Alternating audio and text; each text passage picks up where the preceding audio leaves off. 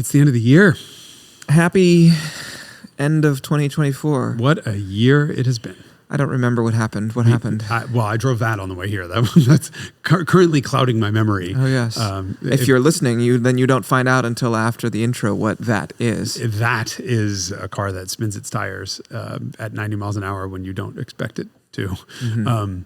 But made it here under its own power. I am Jason Cammisa. That is a Derek Tam-Scott. This is the Carmudgeon Show. And today we're going to be talking about, we have to tell them.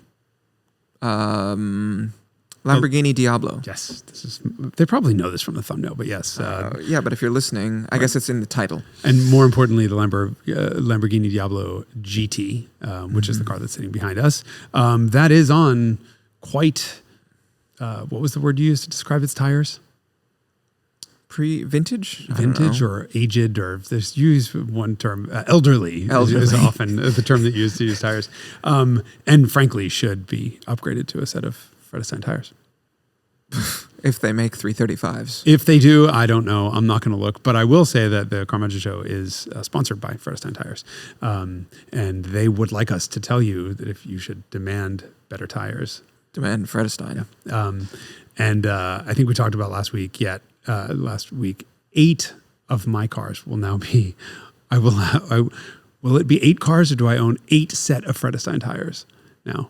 I can't wait to go over my year-end finances to see how much I've now spent on mounting and balancing this year. Because the one year I crested $3,000 on tires plus mounting and balancing, and that was with a bunch of tires that were sent to me to test. Wait, how much does a set of tires normally cost you? I feel like that's like 3 sets of tires. Okay, a lot of the tires were test tires, so that was $0 for the tires. It was just mounting and balancing.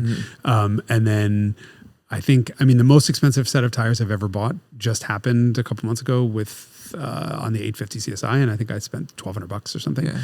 But I can get sets of tires for $200-$300 for most of my cars. Yeah, this is the benefits 15s.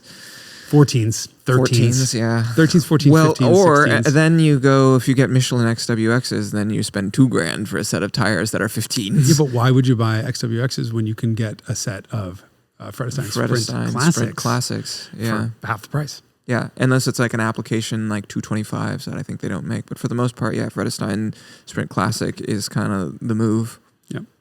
Certainly, if you look at my past behavior. I'm looking forward to getting all of these tires mounted on all the cars so we can actually not just talk about how they've sponsored the podcast, but they were nice enough to send us all these tires so we can evaluate them, because I think... In a wide variety of use cases, too. Yeah, everything from an S-Class to a... S-Class, but with 4-wheel drive with intended snow duty. Mm-hmm. To my Vangina, which is continues to be on WinTrack Pros. Uh-huh. I have yet to take my all-expenses paid Tahoe vacation. Because no one has offered it. Because I'm still working. We're heading into the holiday season, and by that I mean we're now through the holiday season, and I'm still working. Unless you consider New Year's to be a holiday. No. Okay. No. Well then, yes, we're through the holiday season. Yep. Okay.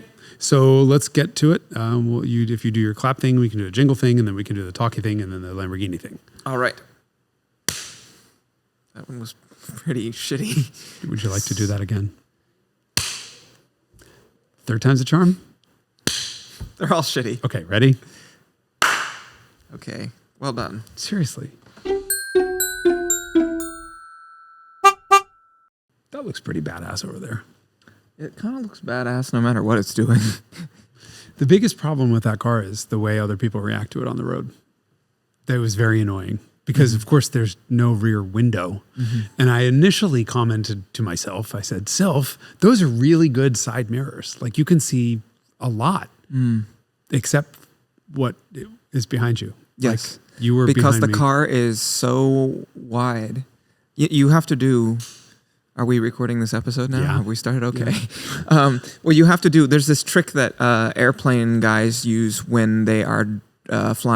taxiing a tail dragger. That's a plane where there's 2 big wheels in the front and then a little one in the back, so that you're pointed up at the sky. You can't see shit over the hood. The Over the hood engine ornament, cowling. Yeah. And so what you do is you do an S turn. You do an S pattern down the taxiway so that you can look out alternating sides, and that's what I found myself doing in order to see what's behind me.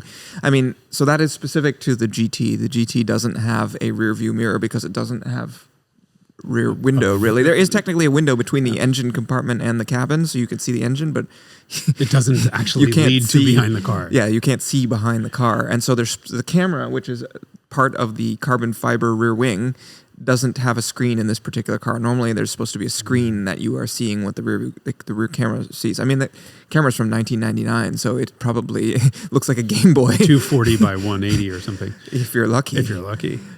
So yeah, you do S-turns to see what's behind you. Well, this is funny. We both showed up in mid-engine cars, high revving mid-engine manual transmission rear wheel drive cars. You were in the Beat, which has four times as many cylinders and almost 10 times the displacement. 656 cc versus 6,000 liters. Yeah. And luckily, though, at any time when you look at the throttle, the car throws itself sideways and starts spinning its rear tires. And even that, with that amount of yaw, I still never could see you behind me. Oh, yes. You have to do steering as well. No, thanks. No, thanks. So I love that you just put me in a car and you're like, drive this. Yes. And I know nothing about it. Yes. Including how much it's worth. And my guess was, because it was somebody outside asking me what it was worth, was dead on. So it is a... well, this is a high kilometer car. If it were low kilometer, wouldn't it be worth more? Okay. So I'm glad you didn't tell me that the only mid-engined rear drive car that I've ever driven that lights up the rear tires at 90 miles an hour, I like that, is worth as much as a house. A nice house. Yes. Not here. No, not here. Not in the San Francisco area. Yes, no, you could buy a house for. Yeah, you could buy a house. Yeah. Wouldn't be a nice house, though. Yeah, true. So anyway, that is a Lamborghini Diablo GT, correct? Correct. Okay. So we can back our way into what the GT is, or we can start with impressions. You can't back up because it's got a mirror. Not without a spotter. Yeah. I have very limited experience with Diablos. I've driven one once, and it was VT. And was it a 5? What did it have? Pop-up headlights? There will be a photo with an insert. Here was the thing. I gathered all the V12. When the Aventador came out, this was for Automobile Magazine, gathered all the V12s together. So Miura, Countach, Diablo, Murci, and then Aventador. And I got one of each. And Diablo was the only one where the owner wasn't there. And so I didn't drive the car other than for strict photography needs. And I don't remember. It had that dash. It had the cool dash. It did have this dash. Yes. Okay. So then, yes. Then it was a 5.7 liter variable valve timing car. Okay. Because the dashboard came out a year after variable valve timing was introduced, 98. Well, let me read, because of course I went in my little spreadsheet, and I'll what I wrote. So remember that I had all of the cars there. This was my least favorite of all the Lambos. Oh, I also had an LMO02 there because I thought it would be comedic that every time you looked at a picture in the magazine, there was a LMO02 lurking on a hill, because we closed down this road in like a state park / reservoir thing. And so I'm like, there should just always be a LMO02 lurking. Where's Waldo? Where's Waldo? And the art department cut most of that out. But the LM was in some of the pictures, but sad to say that was actually my favorite of all the cars because it's so stupid.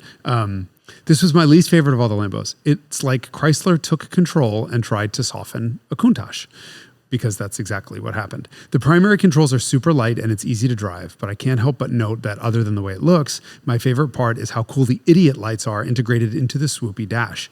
And that shouldn't be my favorite part of a supercar. Are your impressions of this car the same? Worse. Really? I mean, okay. So it's not easy to drive. Like the control forces are much heavier. Way heavier. The comment that the primary control forces are lighter is true of the VT, but I think it's less true of the GT. Yeah, I wouldn't say they're excruciating. Not like a Countach or a Miura. No. But yeah, certainly heavy. But I find the same shifter clutch and throttle calibration and engagement beautiful. Like the car is just super easy to be smooth in. Yes. Smooth is the opposite of the word I'd use to describe its power. No, ride. But yes. it doesn't have a ride. It's a negative ride. It rides like an ox cart if an ox cart were broken. Am I allowed to? I mean, this is for sale, right? It's sold. Okay, so I have to be nice. Is the new buyer gonna listen to this? Yes. Fuck. I love it. I love everything about it. Congratulations, Derek steered you in the right direction. No, it is. I don't think ride quality is necessarily what's important in a Lamborghini. Outrageous factor is, and it's certainly that.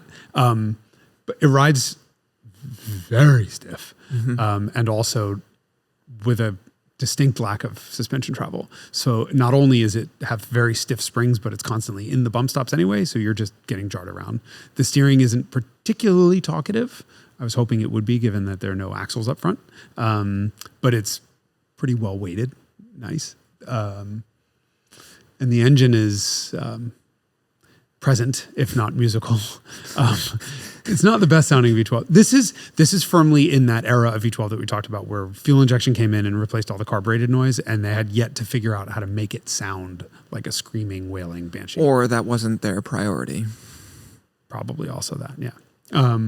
As an experience, though, I mean, it scared the shit out of me. I mean, when I went for the throttle, half throttle in first gear, just fucking lit up the rears, and I was in my neighborhood. Yes, I noticed that. So we're not hanging about. Okay. Hopefully, no. Well, I didn't think it was going to. First of all, I didn't know this was a VVT motor, so I didn't know there would be anyone home at 1,100 RPM in a 60 mile an hour first gear. But there very much was a lot of people home, a lot of horses, all of them doing everything they can to make me crash. It's rear wheel drive. Yeah. Every other variable valve timing. Is that true? Certainly every other 6-liter car is 4-wheel drive besides the GT. So they made 80 GTs, and the remainder of the 6.0 production, the 6-liter production, were all 4-wheel drive, and they weigh 400 pounds more. I could see why, though. Yes. I mean, I don't think I've ever driven another rear drive, like mid-engine car that lights up the rears quite so. Now, a set of fresh tires might. Yes, these tires are vintage. Yes. They are about 10.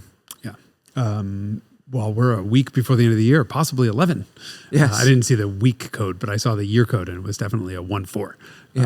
Yeah. Definitely pretty terrifying that at 130 kilometers an hour, or any time you hit 5,000 RPM, Jesus Christ, it just lights them up. It's a sudden breakaway, but it's not scary. It didn't want to go sideways. It wanted to stay straight, to its credit.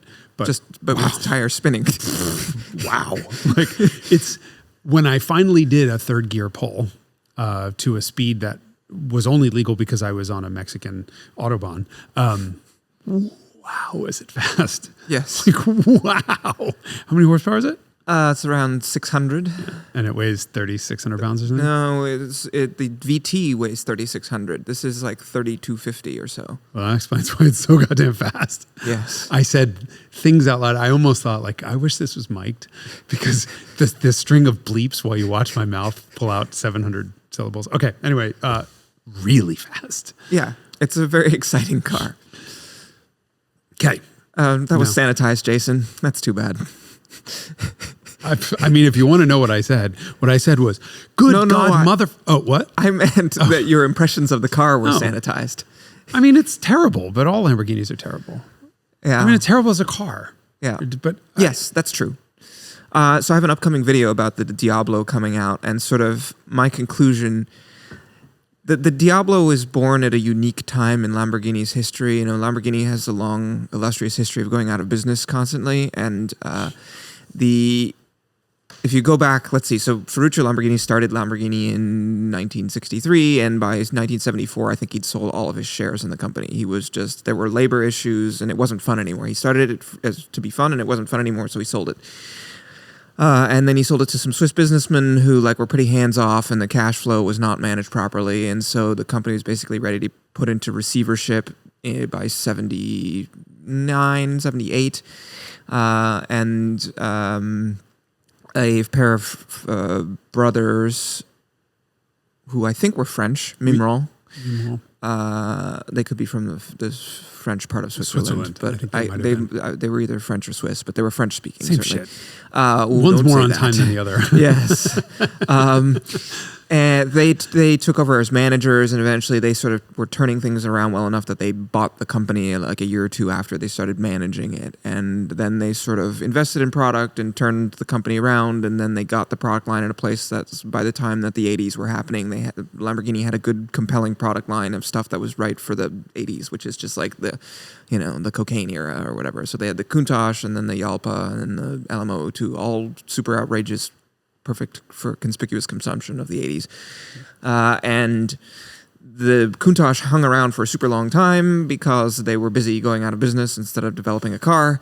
And so the Countach, in concept form appeared in 1971. It started production, I think, in 74. And they started working in the early 80s on a replacement for it. And by 87, in April of 87, the first sort of prototype that could be run and started of what would become the Diablo was started, and the next day it was announced that Chrysler had bought Lamborghini. Mm-hmm. And so the car was like pretty well finished and had been designed by Gandini, and who designed the Countach and the Miura, although he no longer worked at Bertone at this time. He was freelancing. And so everyone was excited, and the car was going to be launched in 1988. And then Chrysler came in, and Lee Iacocca, the CEO of Chrysler, visited Lamborghini in 2 or 3 months after the first start of the prototype, and he said it was terrific. And then 2 weeks later, feedback started coming from Chrysler with suggestions, and by suggestions, we mean demands. And then the suggestions became entire clay models that would arrive from Detroit of you have to do this. And so Gandini was like, okay, the new bosses got it. We got to redesign some stuff. And so 2 years later, did he stay? He stayed on the project? He did. He did 2 more revisions of the design in response to what Chrysler's feedback was for the exterior. For the record, the exterior styling became the Cizeta-Moroder V16T of the original Countach, of the original Diablo. Yes. Right. The one that was presented to Chrysler, and that, although not the rear, just the front. Mm-hmm. But I only know that because soon to be in the studio, if all goes well over the break, we will have the Cizeta-Moroder V16T in here, and I'm curious to see, because that boat barely fit through the garage door. Mm-hmm. If and how much fun it's transverse V16 car. That's. I think it's another inch. It's only an inch or two wider than that, which makes it 4 feet wider than an F-150 or something. But anyway, so yeah, I didn't know if Gandini had stuck around. He did the revisions, but Chrysler had an active role in it. But the design, if you look at an early Diablo, there's a Marcello Gandini badge on the side of the car. Okay. But yeah, everybody at Lamborghini, all of the guys who'd been sticking around, and originally it had been the job of the president, Emil Navarro, to sort of act as the buffer between Detroit and Lamborghini, but he got in a really terrible car crash that put him in the hospital for 6 months, driving his Audi to Monaco, and so he was absent, and so then Chrysler really was meddling. So the car was supposed to launch, in 88, and it ended up launching in 90. And in 88, the market was super hot. The supercar market was super hot in 88 and 89. And then in 90, it had collapsed. Yep. So the car comes out, and most people look at it and they're like, amazing, it's a new Lamborghini, it looks great. But I think internally at Lamborghini there was some disappointment, and the premise for the Diablo was that it was supposed to replace the Countach, and the Countach had, in European trim in the late cars, had 455 horsepower, which is, let's do the math, 380 horsepower in a Testarossa, 455, but the top speed was the same because the Countach was so draggy. Right. So one of the big purposes of their missions of the Diablo was that it had to be the fastest car in the world. So they, I think, reduced drag by 25%. Wow! When they went from the Countach. And the original top speed was right around 200, wasn't it? It was 204 or something like that. It was fast. It was about as fast as an F40 and faster than a 959, which were the benchmarks. And those, the F40 and the 959 and the 288 were all twin turbocharged and computer controlled and composite bodies, and the Countach, the hottest Countach you could get, was quite literally carbureted in 1989. So all new electronic fuel injection and catalyst, so it emitted less and it had more space inside. Although, did you find your head making contact with the? It wasn't my head. It was my ear. my temple. Yes, making contact with the. There's so much tumble home that it's very padded. I did notice that, but as you're driving along, you can rest very easily and comfortably. You're rest on the temple on the roof. On the roof. Yes, and that's a GT thing. It's not as pronounced because the GT has different seats, which are, I guess, taller. But I didn't have that problem in the regular Diablo. I don't remember that either. But in the GT, because it's funny seats are a that little higher. the interior is not particularly large. Nothing. The trunk is tiny. It's a lot bigger than a Countach, which fair is point. Not. But when I noticed it, I just sort of made a joke that the most commodious part of the entire interior is the space between the dash and the door that is so far away, it's so far over here, you can't actually reach it. But it's like 8 inches by a foot deep of just empty space right there. And I'm like, wow, that's a huge space that you can put nothing in. Yes, that's right. The interior volume has gone up. This is a very Italian thing. Oh, we're going to increase the interior volume by 50%. By truncate the dash. Unfortunately, none of it is useful space because it's where your arm would go if you could reach it. If you could reach it, yes. But you can't. So it's it's a little bit. So the interior is more spacious than a Countach is. So the car was pretty well up to date. It didn't have ABS when it came out, and they engineered the car to have 4-wheel drive when it came out, but it wasn't ready in time. So the early ones were rear-wheel drive, which was the thing you had to do with supercars in the late 80s, early 90s is make them 4-wheel drive.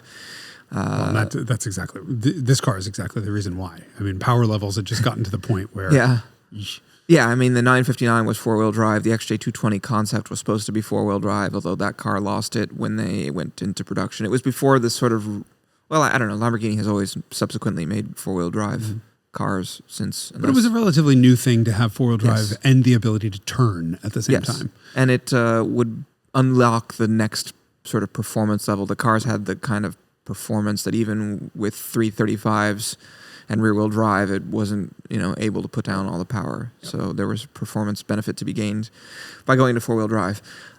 So yes, the car was intended to modernize, which I think it did a pretty good job of compared to the Countach. It's not a high bar, but it kept the same layout with the transmission in front of the engine, which is unusual for a mid-engined car, but it did make 4-wheel drive pretty straightforward to do.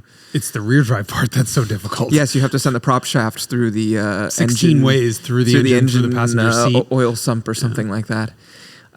So yeah, that's the sort of origin of the Diablo, and they were rear-wheel drive initially, then the 4-wheel drive one came out in like 93, and then a Roadster version came out, and they enlarged the brakes because the early ones people complained about the brakes. They were sort of just continuously developing it. And so in parallel with that, at the same time, Chrysler acquires Lamborghini in 1987. By 93, they'd had enough and sold it to the son of the president of Indonesia. And it was and then it was part of the Proton Group, which I think is a nationalized group in Indonesia, if I remember. Anyway, that was 5 years or so, and then it ended up with Audi in 98. And you get variable valve timing in 98, and then the new dash. That was on pre-Audi, right? That's yes, Audi acquired them, if I remember, in September of 98. And then the new dash came out for 99, which is this dash. And then the GT variant came out at Geneva in 99, which is this car. And then the other 6.0 cars came out around the same time. So they were all when they went from 5.7 to 6 liters for the very end. In the end, the last of the cars are pretty well sorted. Although maybe you don't find the GT to be that sorted. It's sorted for what? I mean, when you handed me the keys, you said there is a use case for this car. And my question now is, which is? Okay. So the other thing, this car the GT is quite different from the VT in my experience. The 4-wheel drive and the weight and the weight of the control forces are all very different. And so the characters of I found so the thing that they definitely share in common is the brittleness of the ride and like the general harshness. On a smooth road, the car is actually pretty magical. This or a VT? Both of them. Really? Yeah. On a smooth road, I was really impressed. I thought that it was going to be sort of a klooched together mess, and Jason is silent. No. I found that I haven't hustled this car on a back road yet. I think probably I will do that tomorrow. But Okay. the VT I did do that with, and it really impressed me how the car sort of shrank and came together and started to really sing conceptually on a smooth, twisty road. I thought it was just going to feel, because it feels, in most circumstances, if you're just maneuvering the car around and like using it as a car, it feels very clumsy and Unwieldy, big and unwieldy. Yes, it just, and enhanced by the fact that you can't see out of it and all of that. Right. Can't see, big turning radius, really long gearing. Yes. So the GT was available with 3 different gear ratios, final drives. This is the tall one, if you hadn't noticed. It's not even that tall. Yeah, I don't think it hit 60 in first.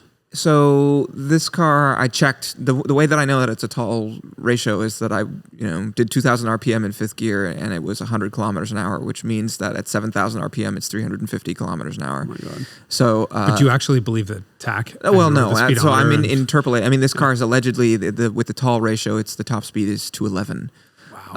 Which is less than 350, I believe, but not that much. 350 is probably like 217 or something like that. I don't know. Yeah, I don't know. And with the short ratio, the top speed of the car, there were 3. I don't know what the middle one is, but the short one, the top speed is 300, 186 miles an hour. So you'd get to interact with it a lot more. The engine, certainly. I mean, it's not bad. The thing, it makes so much torque through the mid-range. Like, that's the one thing I thought. I'm not going to actually bitch about the gearing, because from 1,200 RPM in first gear, it's just going to incinerate the rear tires anyway. So there's no point in having shorter gears. Yeah. Yep. But it's a pleasure to roll through the gears. So yeah, it's a nice gear change. Yeah. And obviously the engine I like the noise. I get what you're saying. I like it. It's just not musical. Yeah. I don't necessarily need that from a V12, personally. Because you have a Miura, which is also not music. Yes. Same engine, right? I mean, yes. it's all the This same. is the Bizzarini designed engine that Lamborghini came out with in 1963. And it lasted all the way through the end of the Murciélago. So the changes were really substantial to the GT. You get wider track. I don't know if you noticed the front fenders stick out a lot from the doors. But so the car's wider track. The suspension geometry is revised. The springs are stiffer. But the shocks are softened in compression, but left unchanged in rebound. Okay. And there's an oil cooler in the front. We haven't. Oh, you didn't look at the trunk. I did. Oh, you What did look in trunk? the trunk. I mean, this pen wouldn't fit. Well, there's a little mail slot thing, and there is a trunk inside of the mail slot thing. Did you see the mail slot thing? It's about the size of a briefcase. Okay. That you can put items in. That are like laptop shaped, basically, and brief shaped, like the briefs that go in a briefcase. Yes, i.e., like a piece folders. So what Folders Derek is full of saying paper. for you at home, Derek says this is a brief that goes into a briefcase, otherwise known as an 8.5 by 11 piece of paper, and this is the cargo capacity of a Diablo GT. I was thinking I might take it to Costco because I always do that with any absurd car I have, but this would not be a good Costco car unless you're buying a laptop or a mobile device. Or just one hot dog. So ordinarily, well, you could probably do several hot dogs. Not if you have a passenger. Ordinarily, the trunk of the Diablo is actually quite deep. It goes all the way from the front deck lid to the floor, basically, and you could put it's usefully shaped. But in the case of the GT, there's an oil cooler, like hot air escaped duct there, so that the briefcase is all you get in the GT. So there's an oil cooler in the front. This engine also has ITBs, which the normal 6.0 doesn't. Yeah, so that's why the intake setup is like that. That's why you can't see shit out of the back, because the intake is a roof scoop, and then it drops down into the ITBs and goes directly into the engine. Yeah, that's really cool. Yeah, it's very, very neat. And so we did drive 2 mid-engine, high-revving manual transmission rear drive cars with independent throttle bodies. Yeah. Huh. So the parallels between this and a Honda Beat are just never-ending.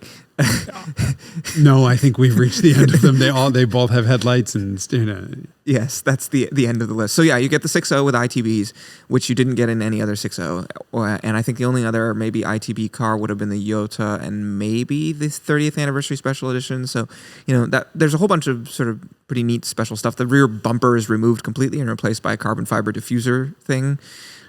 Which makes not having any ability to see behind you or any real ability to see extra expensive. Extra special, extra expensive. Yeah, that's all true. So pretty comprehensively re-engineered. It weighs 400 pounds less than the VT. In actual pounds or Lamborghini pounds? Well, claimed. I mean, right. Both of the claims will be equally biased. I'm not sure about that because often car companies will say, "Well, we've lost 100 kilos for this package," but it's actually more like 40. Yeah, but I don't know. I mean, these were never available in the U.S., correct? That's correct. They were never sold in the United States. They only made 80 of them. They actually made 83 of them. So I'm sure there's some car out there. There's a plaque on there that says X out of 80. I hope somewhere. I know that they didn't do this, but there's a car somewhere that says 83 out of 80, or just fuck it out of 80. Or something. Yes. Or it just says 1 of 80. 1 of 80 some. There's like a fair bit of carbon fiber in the body shell also. Like the only metal components on the car's bodywork, or the roof is steel and the doors are aluminum, but the rest of the body is composite. And it's got like composite floors and transmission tunnel and stuff like that. Apparently, allegedly, if you were to believe Lamborghini, the body shell is 150 pounds lighter than the standard VTs because of the use of composites. And so there's 150 out of the 400 pounds, and then there's 250 pounds of not having four-wheel drive, and the bucket seats are carbon fiber, and I don't know. It's a really cool looking thing. And it's that color incredibly cool looking. That's a pearlescent. I mean, I know pearlescent it's dark orange, which was a color that you see commonly on later Lamborghinis, but this is where it first appeared. Oh, really? Cool. Yeah, it was used on the Gallardo and the Murciélago. It's Arancho Atlas. The Mercy that we had on that shoot was this color. Yes, I believe. Yeah, no, it's spectacular. The pearl orange. It's absolutely gorgeous. I'm not a supercar guy. Yes, I know, so it's. But like, if you want to look at that, I would stop looking I would at it. like you to hustle it on a back No, road. not happening. The other one that I did hustle, that's going to be in our video. It had even older tires, and I was shocked by its ability to just sort of hang on. Which I don't think this one will. Yes, so, noted. Yeah, there's not. I mean, you haven't floored it yet. No, I have. Oh, and you haven't. I've noticed that it's it's under tired for the for its power output. For its power Perhaps output. the new owner of this car should demand a better tire. You should demand. Fredestein does not make 335s. Are you positive about this? Have you looked this up? I haven't actually. Okay. I can't imagine they do. I think that the only people who make this dimension of tire will be Pirelli.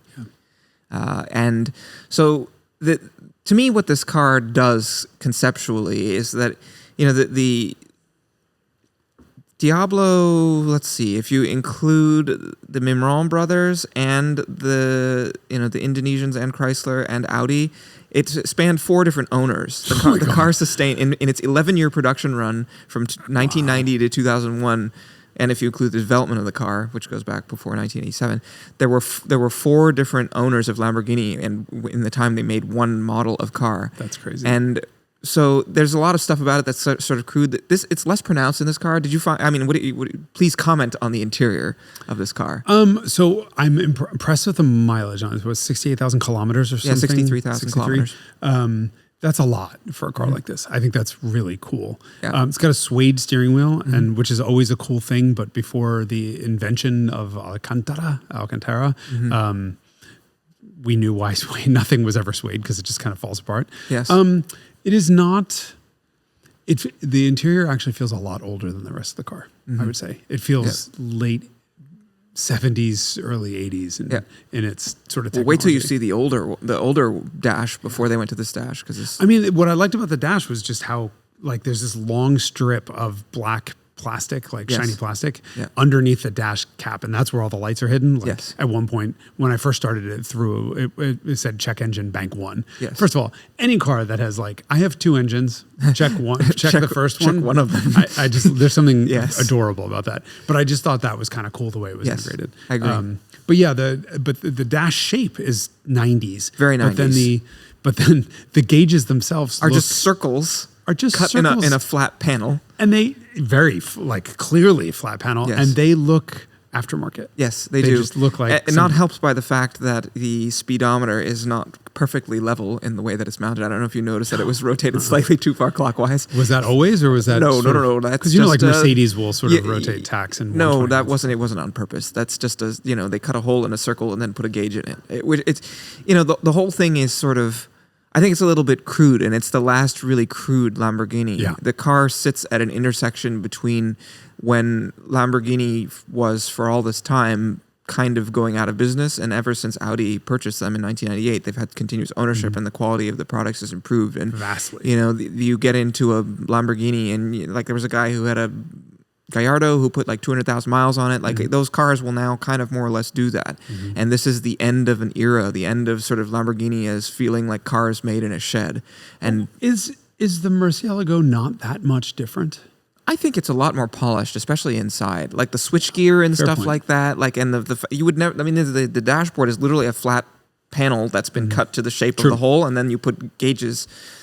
Cut circles in it and put gauges in it. Like, it doesn't have a cluster. It's just a bunch of individual instruments. That's why it looks aftermarket, because it's a bunch. There's there's 4 or 5 aux gauges and 2 primary gauges that are just strewn around wherever there was space in the flat panel to put gauges. I mean, the Mercy drives similarly. It's more refined, right? The Murciélago is much stiffer structure from the way it feels.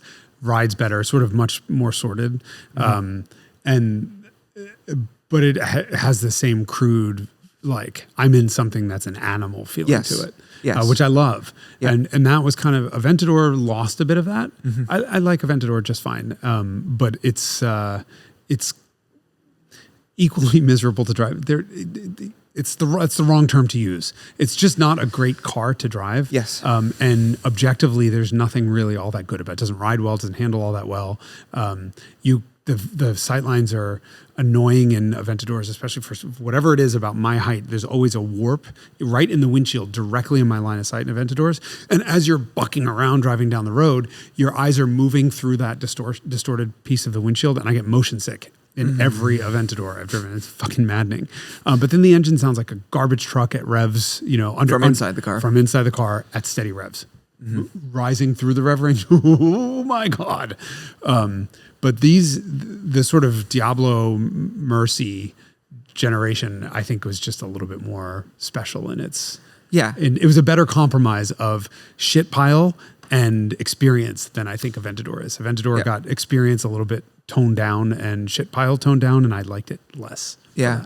This is a car that feels like it was made by a company that was a little bit concerned about going out of business. Or that was in the process of it. Or was in the process of going out of business. And that's kind of part of the charm. That's what a Lamborghini should be. The other thing about it that I think I really appreciate is that certain parts of it feel incredibly sort of like cheap and even objectively bad, like the interior stuff. The Roadster really is highlights that, because the latches for the roof look like came from Home Depot, and they're right in your line of sight because they're at the top of the windshield. And so the experience, it feels really like, man, they just slapped this thing together and threw it out the door.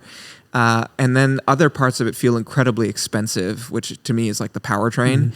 And also, I think dynamically, I actually really enjoyed the way the car shrunk around me and became really joyful to use on a smooth road. A bumpy road, no good, but on a twisty, smooth road, it was really like impressive how you could just kind of ask a lot of the car and it would deliver it uncomplainingly. It never got hot. It never did misbehaved in any respect. And so you can see where the money went in the car, and it was into the powertrain, which is quintessentially Italian, and to the chassis and I think brakes as well. But peripheral trim and all that stuff, forget it. Yeah. So it's very much of a different era. It's very like, it feels, some cars you drive from this era and you're like, this feels like a car, like it's a little bit older. Oh, no. This is not like this does not feel like a car. You drive this and you're like, man, this is from a totally different era. Like, I would say that the delta between this car and a Miura is smaller than the delta between this car and a contemporary Lamborghini. In terms of like the philosophy that persona, underpins and the persona, the philosophy that underpins its construction and I'm very we've been having a lot of talks internally when we're looking at YouTube view counts and just sort of general interest level. for supercars and big cars. And we're looking at the internet losing interest in big dollar hypercars. Which is very interesting. I mean, half of the YouTubers on the planet this year have all bought, everyone's buying a Veyron. Like, so there's that segment. But if you look at the interest level in big cars this year, starting from the new M5, and then going right up to the Aston Valhalla, which just landed with a thud. No one cares about that car. And of course, the new Lamborghini stuff. So you have Temerario, which is the new Temerario. I don't even know how it's pronounced. No one does. Typical Lamborghini. It's unpronounceable. And for the moment, Revuelto, I don't think, and I don't mean any disservice to Lamborghini by this, but I don't think anyone gives a shit. Yeah, and that I guess is the question about like, is the concept worn out, right? The purpose, when the Countach and the Miura showed up, it was so groundbreaking and so flying saucer from outer spacey that you couldn't ignore it, and it was really like a seismic shift in automobiling. And the concept hasn't really changed meaningfully since the Countach, and so maybe it's a little worn out, or people know what to expect, and so it's a little bit like, where do you go from here? What is the next evolution of the car? I mean, if you look at the first, or the, from when the car turned 10 or 20 or whatever until, the subsequent 50 years after that, like constant evolution, constant sort of just revolution, actually. And that, I think a lot of the tracks are becoming deeper now, and so it's a little bit harder to sort of meaningfully innovate and sort of redefine what a car is. I noticed also driving this around, you touched on this earlier, what people's response to this car. I mean, you can't see what they're doing, but they're there. No, everyone was very annoying on the road. Everyone was clearly trying to get a better look or pictures or whatever. Again, I couldn't see. I just knew there was a car in my blind spot at all times pacing me. There's also the people who consciously try not to look at it, which is... this is why I love driving around in vintage cars, right? You could drive around in a $1 million vintage car and nobody, and everyone is your new best friend and wants to talk about it and is enthusiastic and all of that. Machines. Yeah, it's a machine that creates joy and positive interactions. And most people I found would consciously try to ignore this car, at least driving around in San Francisco. And the people who would approach and who were interested were like high schoolers. Really? Middle schoolers. I mean, and the car was parked in front of my house for 13.6 seconds, and what looked like an 18-year-old girl asked if she could take a picture of the car. Yes. And I've lived in this neighborhood for quite a long time. I've never seen her before. We've never chatted. She's certainly never asked to take a picture of a Honda Beat or any other pile of shit that's in my garage. And I thought, well, that's unusual. But yeah, and again, I couldn't see the people who were behind me, but there were a bunch of cars that were 3 inches off the bumper of this car, just on the short drive that I did here, all clearly trying to get a look or whatever. But I don't know what they look like. Yeah. But it's not this car looks, I think it reads as contemporary enough aesthetically that it is not understood that it's 25 years old. Yeah. And so it's a different reaction even from like a Countach, where the Countach is so... I don't know. I'm speculating here, but the Countach looks so 80s. It looks it very much looks like it's 40 years old in a sort of cool way, and I think that gets a lot of positive reaction from people, and certainly the Miura does the same thing. The Miura is just so unbelievably tiny, and that's, I mean, wherever you go, that's the sort of non-car people don't know what it is, but they know intuitively this is something really different and really special. There's an elegance to it. When we were talking, I don't remember if I had this conversation with you, but I was thinking about this during Car Week. There's lots of different crowds at Car Week, right? There's the pre-war people, and there's the guys who run around in, British cars with wire wheels from the 50s and 60s, and there's vintage Ferrari guys, and there are the modern douchebag supercar guys, and there's the Porsche weenies, and there's all these different groups. And I noticed that driving around in the Miura, almost everybody, no matter which category of car enthusiast they're from, respects the Miura. Whether it's like the spotter kids, like they know what it is because it invented the supercar, and so the car has street cred with them. And I was trying to think, is there another car that you could drive around during Car Week that would be as universally, like, enthusiastically received by, like, every demographic group in the way that the Miura does? I kind of feel like Countach could. Yeah, but it's like a little bit gauche. It's a little bit like, It's tasteless, right? Yeah. The guys who are driving around in Lancia Aurelias That's true. They're not are gonna, or like pre-war Rolls Royces are not going to react as positively to a Countach as they are to a Miura. A 300 SL Gullwing with the doors open would, because I think when the doors aren't open, Anything on that you're driving around in, if it's on fire, like Jason's just like, No, but- if you good point. if you develop this set of No, but I think the problem with the 300 SL is that when the doors aren't open, or if it's a Roadster, it's stunning, it's beautiful, but it's not Miura. spotter kids are not going to, not that that's the objective. I just had this realization No, I that think in you're that right. car, like I would Universal. get approached by kids who were interested in modern Lamborghinis, but also like I was driving the other way when the Pebble Beach tour was going the opposite way on the road, and like I got positive acknowledgement from a lot of the guys on the tour, which was interesting to see, because I don't think that certainly wouldn't happen if I was driving a Aventador, or even a Murciélago. Yeah, or probably even a Diablo. Yeah. No, I feel like the only mid-engined, let me think about this, Lamborghini that ever pulled off elegance was the Miura. Yeah. There's not a lot of mid-engine cars, period, I think, that can pull off elegance. It's true. I'm trying to think what the I'm newest one is. It's probably from the first half of the 70s. Maserati Bora. Bora did. Yeah. Yeah. That's a, ooh. What is the last elegant mid-engined car?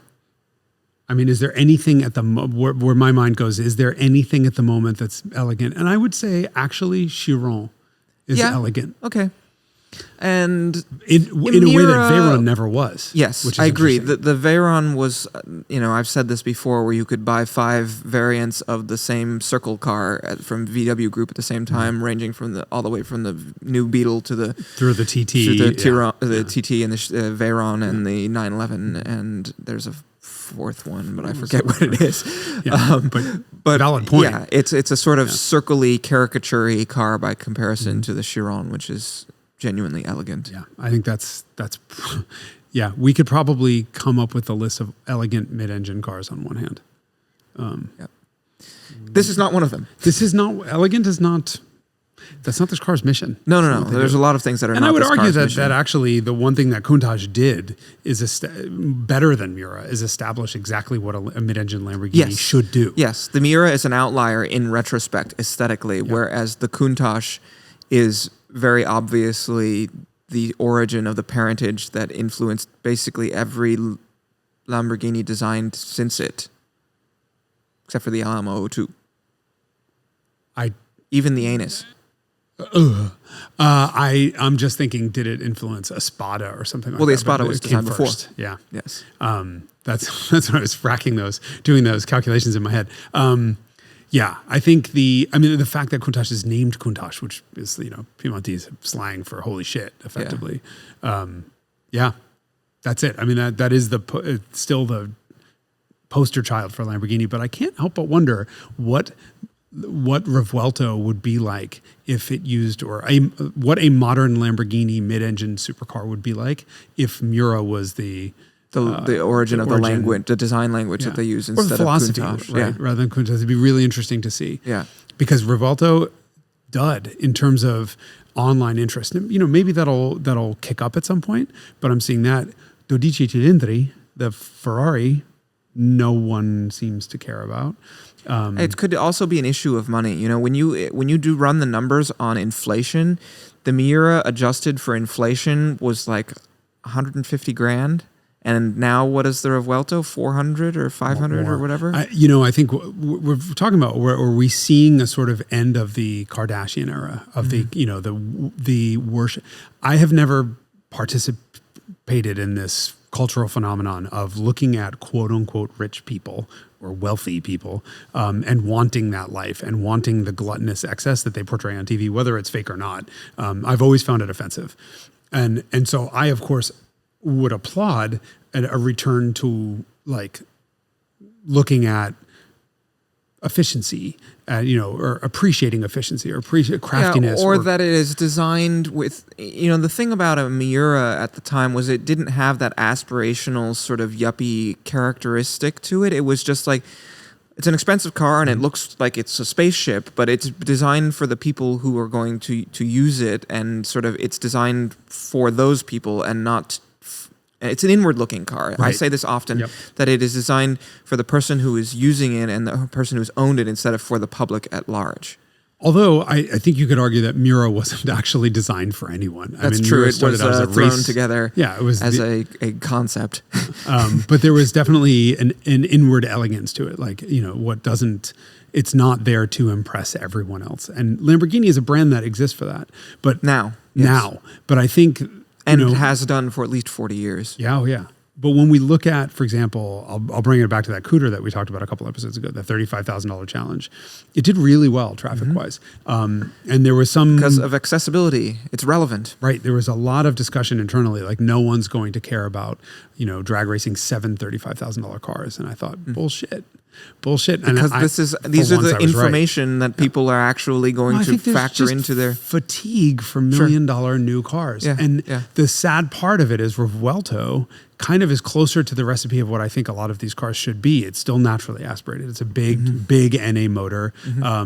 And yet I think there's fatigue on that because everyone's coming out with a $300, $400, $500 million car. And so I'm not upset. I'm not mad if the next couple years bring us back to things like this. Okay, this is an extraordinarily expensive car. But things that existed maybe a little bit before the whole world started worshiping rich. Yeah, people. I mean, there was a point in time where Ferrari, it was if you followed Formula One, you knew who Ferrari was, but this is before the merchandising, right? They're printing money. It's in their best interest, of course, to do this. But, there was certainly an era where it crossed some chasm into this sort of mainstream printing cash and like recognizability and sort of as a aspirational brand as opposed to like this eccentric thing, for people who are into sports cars. And it's very interesting to hear like my dad talk about how things were in the 1960s and 70s. Like I forget if I've ever recounted this on Carmudgeon, but he had a Porsche 356 Speedster and he bought it, for no money, very used. And he drove around in Chicago. And if you drove Porsche in Chicago, like you were like some weirdo who was like, why are you driving a small car that's 1,600 cc's instead of like a real car? Which, every American car, like if you were poor, you bought an inline six. Otherwise, you have a V8 at that time. And so, people, it was just this brotherhood. Like when you saw someone driving a Porsche, you were like this sort of, this is what hipsters do, right? Back in my day, or it used to be a special brotherhood of whatever, but that was genuinely true. And it didn't matter if you were into foreign cars, you were some kind of weirdo, and it didn't matter if it was a Volvo or a Ferrari or a Porsche. They were just like, that's not a big three car. I don't know what that is. And someone at a gas station stopped him and said, what is that? And he said, it's a Porsche. And he said, what kind of car is it? My dad's like, a sports car?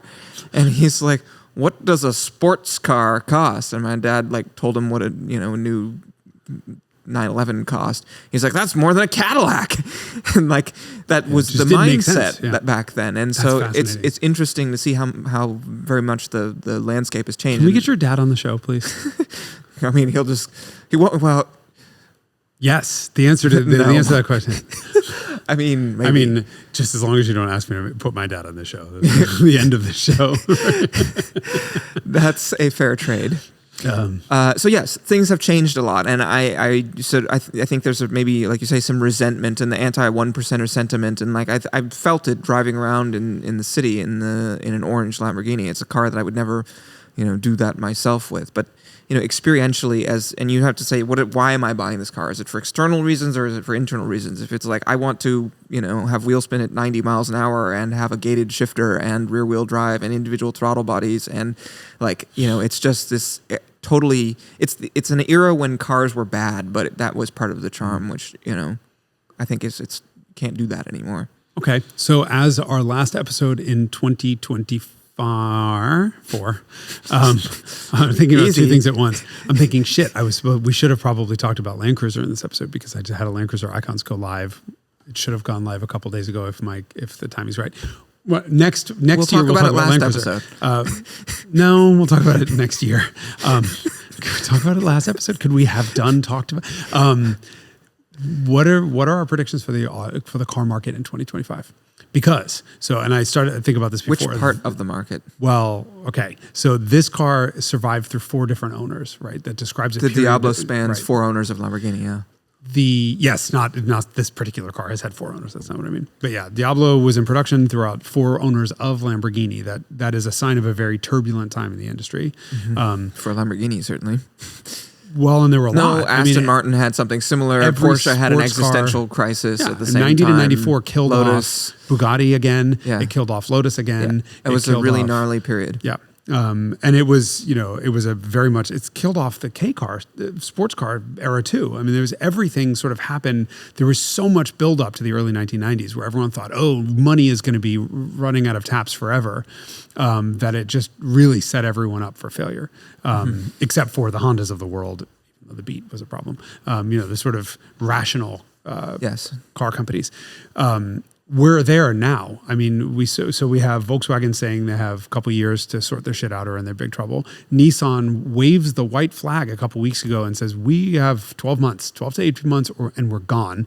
And next thing you know, they're in talks with Honda to merge. And also, by the way, this hasn't gotten all that much press as of right now anyway. They're bringing in Mitsubishi to that discussion too. Yeah. Like, this is not, Stellantis' CEO, Carlos Tavares, just fucking walked out and was like, fuck all of you. And now everyone there is, at Stellantis is like, that motherfucker killed the Hemi. He's responsible for this electric thing. He's responsible for the straight six thing.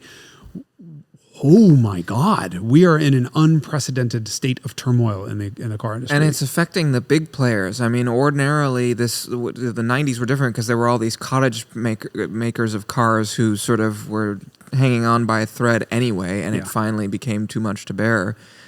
Whereas now we're talking about something that I think, as you're describing it, is much more seismic because it affects all these mainstream players. Well, it's affecting the mainstream players, kicking them down now right before the potential for a Chinese market invasion of really cheap EVs. The whole EV thing is a different thing. Yeah, and the sort of locations of origins of innovation where those are happening, right? This is a follow-on from the comment earlier about how cars were starting to become are genuinely good, and like it's reached its ultimate form. It appears, right? The car is so developed that you're not inventing stuff like disc brakes and independent suspension and fuel injection. It was a very exciting time. Or another round of that happened 15 years ago with downsizing and turbocharging and the transmissions and direct injection and variable valve timing and all that stuff. So, maybe the paths are becoming really deeply worn, and this is the circumstances under which seismic shifts can occur. Right. It should be an interesting time to watch. It's a really interesting time. So you're going to make a prediction?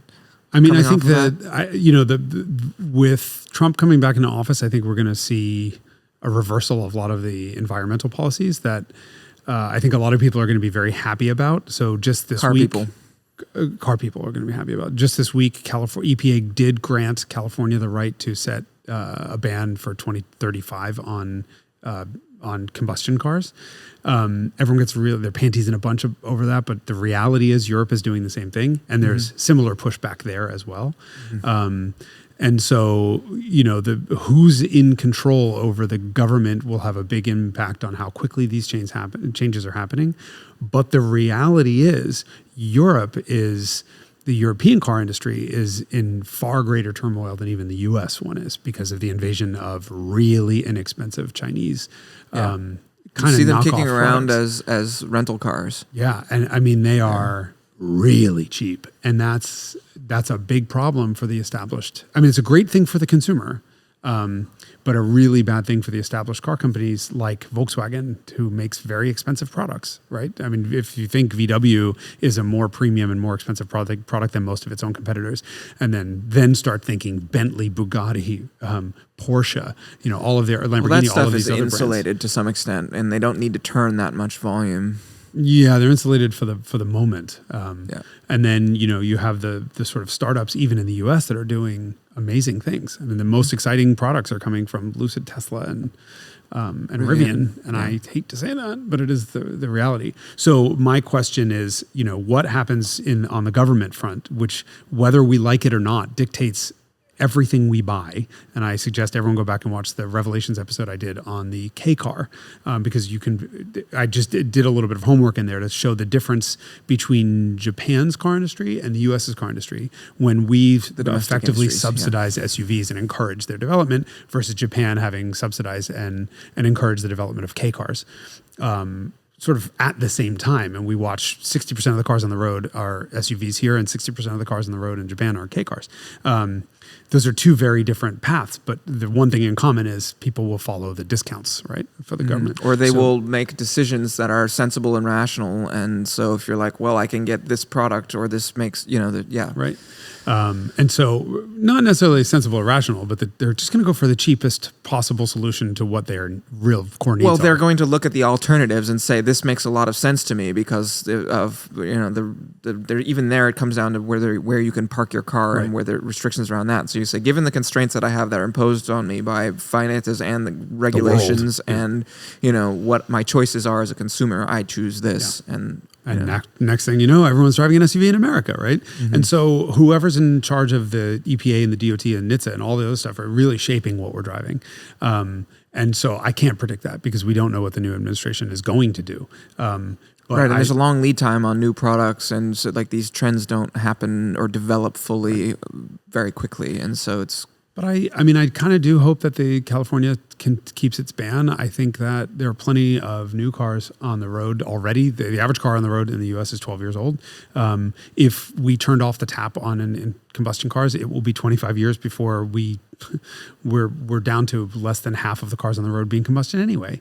And so I'm curious to see what that happens. I don't know. I think we are actually seeing finally a pushback on the 1%er type cars. Mm-hmm. And I really hope things like Honda's announcement of a Prelude. I don't think it's the Prelude that I want. It's not going to be a 9,000 RPM manual transmission, naturally aspirated thing. But I'm hoping that there's a renewed focus on cars that are actually a little bit more affordable for sort of every man. And as we go into the shooting plan for next year, I think, as I say, I have Cizeta-Moroder coming. But aside from that, I think I want to focus a little bit more on cars that are more attainable and more affordable, even if they're older, rather than new stuff. The new stuff, as we've explained this year, has been frustrating for me as a journalist because people are just so upset about everything, and they're blaming me for the fact that modern cars suck. Sorry, not my fault. That's my prediction is that we're going to see a continued pullback of interest in another GT, 992 Porsche 911 GT3 is coming out, 992.2. Do you care? No. Okay, why not? The 991.2 is already so damn good. What are you going to do with that extra? What's the use case, right? If you're not going to go to the track. And that's always been a fringe group of people who go to the track. I don't know. I'm not the buyer also, right? Too expensive. But you know the buyers, right? Yeah. Should they be interested? I'd say they should be interested if they want the latest greatest thing. And I would. Yeah. Or if they really want to order a car and personalize it. Yep. You can't call the used car factory and get exactly what you want, right? Brand new. I think the 911 is the best sports car in the world. The GT3 is without actually, or ST, right? That 911 is the best. And it's bucking the trend in that everything else gets less good every year. And 911 hasn't really. I don't think it's going to get better than ST. I don't think 992.2 is going to be appreciably better than 992.1. I have an opportunity to go and drive it in Spain in January, and I just had to turn it down just for scheduling, which sucks because I want to spend time with the geniuses at Porsche. I was hoping that Andreas Preuninger was going to be there. That I was really looking forward to because this is a company that's doing it right. Yeah. But I feel like the company that's doing it right. Yeah. God. Yeah. So anyway, not the company. I'm being dramatic, but there's more companies. This is the department within a company that is doing it the most right of anyone, right? Definitely. But Lamborghini's doing it right with Revuelto, right? Still NA, and yet I don't care. Yeah. Well, the Temerario or whatever is downsized and turbocharged, right? Yeah, but it's also 10,000 RPM, so I'll shut up. Okay. I mean, there's the flat plane crank from Lamborghini, which I believe was the inventor of the flat plane crank high revving V8. In what car? What was the first Lamborghini V8? The Urraco? 1970. Right? That's a crossplane. Yeah, I thought so too, but it sounds like a crossplane. It does. That's but a flat plane? I just saw a picture of a crank. I'm in the middle of Cizeta-Moroder research right now. And so my world is exploding because I have a very clear image thanks to... you drive it and it sounds like a Chevy.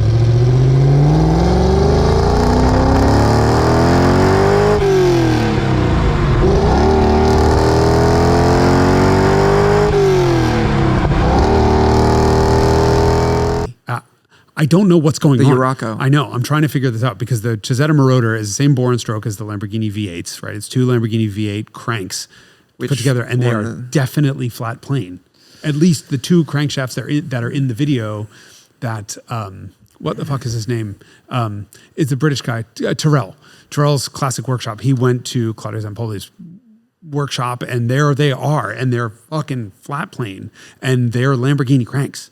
So I'm trying to figure this out because I thought it was the 1973 Ferrari 308 engine that was the first modern flat plane crank, but it could actually be the 1970 Lamborghini V8.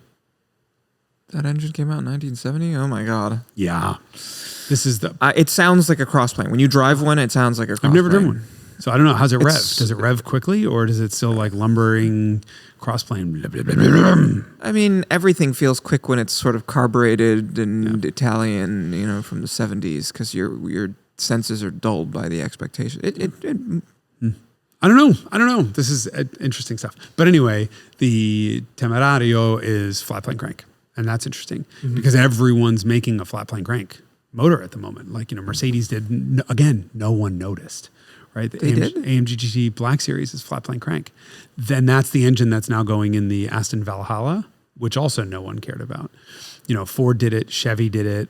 Who else is doing it? There's a list of car companies that are now making flat plane crank V8s, which is interesting. And yet no one Ford didn't learn from the making a 5.2 that it kind of blows up and stuff, no? I think that was less a problem. I haven't heard of Z06 Corvettes blowing up in their flat plane. Okay. And Ferraris never blow up. Sorry. Modern stuff. Oh. I mean, they have issues, but I haven't heard of any Ferrari engines going, like vibrating themselves apart. Right. Yes. What's your prediction for the classic broad stroke 2025? Or what are you looking forward to? Or what's? I would say my prediction for the vintage car market is really macroeconomically focused, and I can't predict that. The market right now is balanced between buyers and sellers. The most important thing, if you want a heroic outcome, is unrepeatability. That drum I will always beat. We've had some really extraordinary outcomes that were just like totally heroic, and it's always something really special and unrepeatable where you're like, when am I ever going to find one this nice or in this configuration or this X, whatever it is. If it's really like extraordinary, then people get kind of worked up about it. And if it's kind of middle of the road or easy to just be like, I could just find another one of those on Bring a Trailer next week, then like it's less likely to go wild. And there's definitely deals that are happening. So I would say, it's healthy and sensible, but people's discretionary income amount directly determines how these cars do because it's a discretionary purchase. Right. And that obviously refers to sort of the market up to $100,000-$200,000, but above that, people are kind of always going to do more or less what they're going to do. It's more a reflection of sort of evolving tastes and trends and like distributions of those. Like, I think this car makes a ton of sense as the only rear wheel drive 6-liter. Then they made 83 of them or whatever the number is. Like, it's a very sensible thing to buy. The Diablos, I think, still have room to appreciate, and so that's a very that's in the sweet spot of where you would be if you had this kind of money, where you'd want to be investing money if you were just thinking speculatively. Have they done what? So last year, it was just over a year ago, I drove in the Haggerty's Bull Market video. There was an LP640 6-speed manual Murciélago that blew my mind. I could not get over how much I absolutely adored this car. Because regular Murciélagos I like. This thing was magic, and it is all of a sudden $1 million car, right? Mm-hmm. And I did or more, and I had no idea. Have these done that sort of ramp up already, or are they? Yeah, they're doing it, and I think there's probably still a bit more space to go on them, but just because of the rarity. Yeah. And they didn't ever come to the United States, and it's really an interesting piece. So another 25, so they can come here legally, right? Yes, that's right. That's why this one's here. I mean, we had it air freighted over a few weeks ago for a client. It came from Switzerland. I thought I was special. I just had sausages air freighted from Staten Island, New York. Well, next day air in a little refrigerated thing. I was so proud of myself. So apparently Well, this wasn't refrigerated when it arrived. So I'd say you're winning. Also, I have not eaten said sausage yet. Oh, wow. Happy New Year. Thank you. I can't wait. Well, it's been quite the 2024. Yeah, thanks for joining us on the Carmudgeon Show. Last one of the year, obviously. And we'll see you next year. Mm-hmm. For more misery, complaining and ranting. Perfect. All right. Thank you.